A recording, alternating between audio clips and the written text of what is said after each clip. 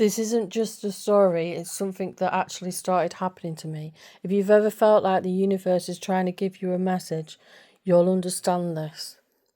Real Life Fairytale. I'm going to start giving you a good page read from the beginning just so that you can start to get the idea of the book. This book means the world to me, and I'd love for people to read this.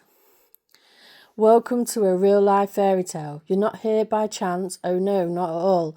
You've been drawn here as if by magic, because deep down a part of you knows there's more to life than what meets the eye. Maybe you felt it too, a flicker of something extraordinary, just beneath the surface of everyday life. If so, we're already kindred spirits. Let me introduce myself. I'm Quantum Witch, yes, really, and I've spent the last 8 years unravelling the mysteries of my own story. Along the way, I discovered something magical. The fairy tale I've been searching for wasn't out there somewhere. It was in me all along. But don't worry, this isn't one of those, and they lived all happily ever after tales, where the ending feels far and away and out of reach. This is your reminder that the fairy tale starts now. In this book, you'll find a story woven in synchronicities, electric connections, and a sprinkle of cosmic dust. It's fun, it's magical, and most of all, it's real. Every twist and turn, every heart-racing moment is a reflection of what happens when you wake up to the magic of your own life. So grab your favourite drink, snuggle up, and let your imagination take flight. Whether you believe in fairy tales or not, this is your invitation to dream with your eyes wide open. Let's begin our journey together. You're in for an adventure that just might change everything. With love and a touch of stardust, Quantum Witch. I'm going to read the first page just so you can get the vibe of the book. So, chapter 1, The Fairy Tale Dreamer. Crystal has always believed in fairy tales. As a young girl, she would twirl around her room, imagining she was a princess, awaiting a prince who would sweep her off her feet and show her love, so deep, so real that it would feel like magic. Her journals from back then, with their little glittery pen, scrolls and hearts dotting every eye, were filled with notes about her future, about him, the one, her very own Prince Charming. But fairy tales, she quickly learned, looked quite different in real life. Now sitting cross-legged on her worn sofa, Crystal flipped through her old journals with a mix of nostalgia and mild embarrassment. She cringed at the younger version of herself, desperate for someone to save her, to make her life feel complete. And yet, a small part of her still held on to that hope, even after years of relationships that left her feeling empty. The men she had dated were all variations of the same theme, unavailable, uninterested in her dreams, and somehow unable to truly see her.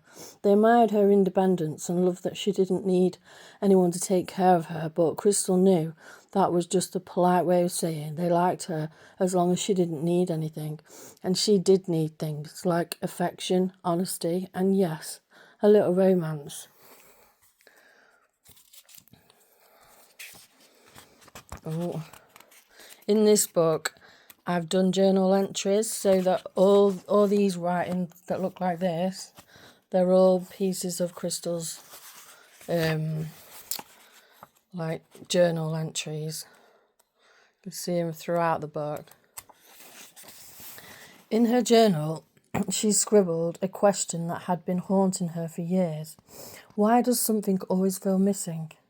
She threw her pen down, groaning. It's like I'm cursed with the wrong guy magnet, she muttered to her cat Leo, who stared back unimpressed. Maybe I'm destined to be the single girl with 20 plants and a well-worn Netflix subscription.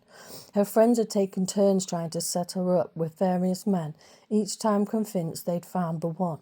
For her, there was Jeff, the nice guy who seemed to love his fantasy football league more than any living person, and David, the overly intense artist, who believed they had a spiritual connection. After one coffee date, and then of course there was Alex, the most recent ex who had once promised her the world but ended up ghosting her when things got a little too real. Crystal sighed and grabbed her journal again. She wrote, "They all feel so close to something real, but I'm always left waiting like there's a piece they just can't give me." As she wrote, memories surfaced of her first real relation back in college. His name was Matt, and he was everything she thought she wanted. He was charming, confident, and just mysterious enough to keep her intrigued. For a few blissful months, she was certain he was the one.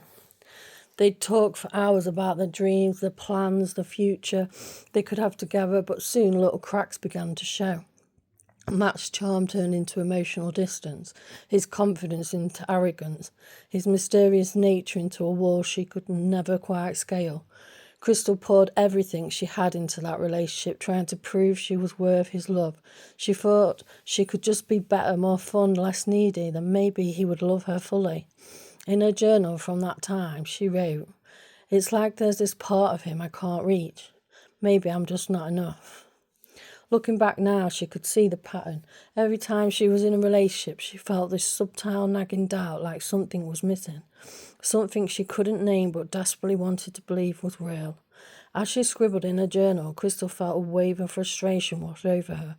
It was as if her whole life had been spent waiting for someone else to complete her, to give her a sense of purpose. She was tired of it, tired of feeling like she was almost enough, like love was always just out of reach. It was then that a strange thought hit her, something she'd never considered before. I'm going to leave it there, and you can grab this copy on Amazon. Just type in Quantum Witch, Real Life Fairytale. I'm going to put the link in the comment section, and it's also in my bio along with all my other books and music, because I love creating music to get messages out to people. If you enjoyed that first little taster, please go grab a copy now. And also, I would be so extremely grateful if people can leave reviews, because it really does help.